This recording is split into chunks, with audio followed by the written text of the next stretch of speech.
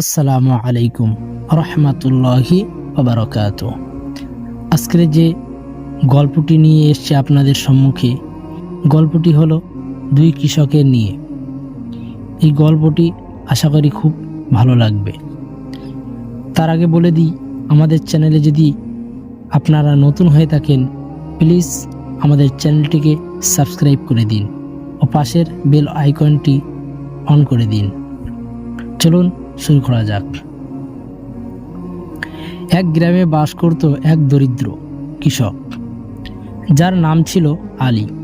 আলীর একটি মাত্র ছোট জমি ছিল, যা থেকে সে যা শস্য পেত তা দিয়েই তার সংসার চলত। সে ছিল অত্যন্ত আল্লাহ ভীরু এবং সৎ। প্রতিদিন সকালে সে নামাজ পড়ে আল্লাহর কাছে তার রিজিকের জন্য প্রার্থনা করত এবং তার নিজের সাধ্যমতো দরিদ্রদের সাহায্য করার চেষ্টা করত। গ্রামের অন্য একজন ধনী ছিল, যার নাম ছিল হাসান। হাসান ছিল বড়ই অহংকারী এবং খুব কৃপণ। তার অনেক বড় জমিও ছিল, কিন্তু সে কখনো কাউকে সাহায্য করত না। তার কাছে কেউ যদি কিছু চাইতে আসতো, সে মুখের উপর ফিরিয়ে দিত। শুধু তাই নয় যে, তোমরা কি আমার কাছে ধন সম্পদ রেখে গিয়েছ যে অসময় তোমরা আমার কাছে চাইতে এসেছ? কেননা সে সবসময়ের জন্য ভাবত, মনে মনে করত যে তার সমস্ত সম্পদ তার নিজের কঠোর পরিশ্রমের ফল। এখানে আল্লাহর কোনো হাত নেই, আমি আল্লাহকে বিশ্বাস করি না, সে এমনই ভাবত। শুধু তাই নয় যে আমি এত পরিশ্রম করে আমি এত জমি জায়গা করেছি, এত ফসল উৎপন্ন করেছি, আমি কেন সকলকে উপকার করব? সে এমনই মনে মনে করত। এক বছর হঠাৎ করে প্রচণ্ড খরা শুরু হলো। সূর্যের তাপে মাটি ফেটে চৌচির হয়ে গেল। আলীর জমির শস্যগুলো শুকিয়ে যেতে লাগলো। তার পরিবারে দুশ্চিন্তা নেমে এলো। কিন্তু আলী হতাশ না হয়ে আল্লাহর উপর ভরসা রাখল। সে তার নিজের কিছু সঞ্চিত অর্থ দিয়ে গ্রামের কয়েকজন দরিদ্র পরিবারের জন্য খাবার কিনল এবং তাদের মাঝে বিলিয়ে দিল। তার স্ত্রী অবাক হয়ে জিজ্ঞেস করল, আমাদের নিজেদেরই তো খাবার নেই, তুমি কেন অন্যদের দিচ্ছ? আলী হাসি মুখে বলল, আল্লাহর রসুল সাল্লাল্লাহু আলাইহি সাল্লাম বলেছেন, যে ব্যক্তি দুনিয়াতে কোনো মুসলিমের কষ্ট দূর করবে, আল্লাহ তাআলা কিয়ামতের দিন তার কষ্ট দূর করে দেবে। আমি আল্লাহর সন্তুষ্টির জন্য এটি করেছি। আল্লাহ আমাদের সাহায্য করবেন নিশ্চয়ই।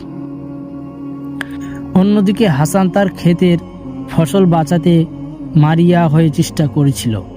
সে তার শ্রমিকদের দিয়ে গভীর নলকূপ খনন করল, কিন্তু কোনো লাভ হলো না। তার শস্যগুলো শুকিয়ে যেতে লাগলো। সে মনে মনে ভাবল, আমার এত সম্পদ থাকা সত্ত্বেও কেন আমার এমন হচ্ছে? একদিন একজন বৃদ্ধ মুসাফির আলীর ঘরের সামনে এসে খাবার চাইলেন। আলীর ঘরে সামান্য কিছু আটা ছিল, যা দিয়ে তাদের এক বেলার খাবার হতে পারত। আলী দ্বিধা না করে সেই আটাটুকু দিয়ে রুটি বানিয়ে মুসাফিরকে খেতে দিল। মুসাফির রুটি খেয়ে তৃপ্তি হয়ে আল্লাহর শুকরিয়া আদায় করল এবং আলীর জন্য দোয়াও করল। মুসাফির চলে যাওয়ার পরপরই কালো মেঘে আকাশ ছেয়ে গেল।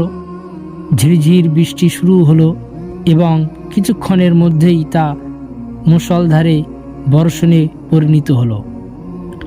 আলীর শুকিয়ে যাওয়া জমিতে প্রাণ ফিরে পেল। তার ফসল সতেজ হয়ে উঠল। অন্যদিকে হাসানের ক্ষেত এই বৃষ্টিতে কোনো লাভ হলো না, বরং বৃষ্টির তোড়ে তার ক্ষেতের আল ভেঙে গেল এবং পানি সব শস্য নষ্ট করে দিল। হাসান হতাশ হয়ে মাথায় হাত দিয়ে বসে পড়ল। এক সময় হাসান আলীর বাড়িতে গেল। সে দেখতে পেল আলীর ক্ষেত সবুজে ভরে আছে। হাসান অবাক হয়ে আলীকে জিজ্ঞেস করল, ভাই, কিভাবে তোমার খ্যাত বাঁচলো? আমার তো সব শেষ হয়ে গেল। আলী বিনীতভাবে বলল, ভাই, এটা আল্লাহর রহমত। আমি কেবল আল্লাহর উপর ভরসা রেখেছিলাম এবং আমার সাধ্যমতো নেক কাজ করার চেষ্টা করেছিলাম। একদিন হাসান বাড়িতে বসে আছে। হঠাৎ এক দরবেশ আসলো। এসে হাসানকে বলল, হাসান, আমি খুব ক্ষুধার্ত, আমাকে কিছু খেতে দেবে?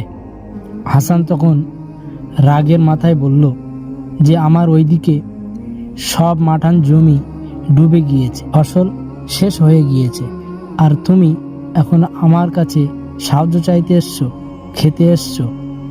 যাও, চলে যাও, আমার দরবার থেকে তুমি বেরিয়ে যাও। কিন্তু দরবেশ তখন বলল, হাসান, তুমি কি জানো তোমার ভিতরে অহংকার আছে, ওই জন্যে তুমি এমন কথা বলছো। তুমি ঠান্ডা মাথায় কোনোদিন ভেবেছো যে তোমার গ্রামে একই চাষি আছে যার নাম আলী, তার ফসলটা কেমন সুন্দর হয়েছে? কই, আলীর তো কোনো ফসলের ক্ষতি হয়নি, তোমার কেন হলো? তুমি কোনোদিন কি এটা ভেবেছো? হাসান তখন সত্যি সত্যি ভাবতে লাগলো যে দরবেশ যেটা বলছে সেটা ঠিকই, আলীর জমি তো কিছুই হয়নি, আমার কেন হলো? সে তখন গভীর মনোযোগ দিয়ে ভাবতে লাগলো। তখন দরবেশ বলল, দেখো, তুমি এই অহংকার ছেড়ে দাও, তুমি দান ধ্যান করো, মানুষের উপকার করো। এই যে দৌলত দিয়েছে কে, সেটা কি তুমি জানো? সকলকে আল্লাহ তাআলা রিজিক দিয়ে থাকেন, তবে কাউকে বেশি কাউকে কম। আল্লাহ পাক সকলকে রিজিক দিয়ে থাকেন, কিন্তু যাদেরকে বেশি রিজিক দিয়ে থাকেন তাদেরকে এটাও বলে দিয়েছে যে তোমরা বেশি বেশি করে আমার রাস্তায় দান করো। যত বেশি দান করবে আমি আল্লাহ তাদেরকে তত বেশি রিজিক বাড়িয়ে দেব। তুমি বেশি বেশি করে দান ধ্যান করো, মানুষের উপকার করো, তোমারও রিজিক বেড়ে যাবে। হাসান তখন এইসব কথা শুনে তার মনটা নরম হয়ে গেল। সে তখন অনুতপ্ত হলো।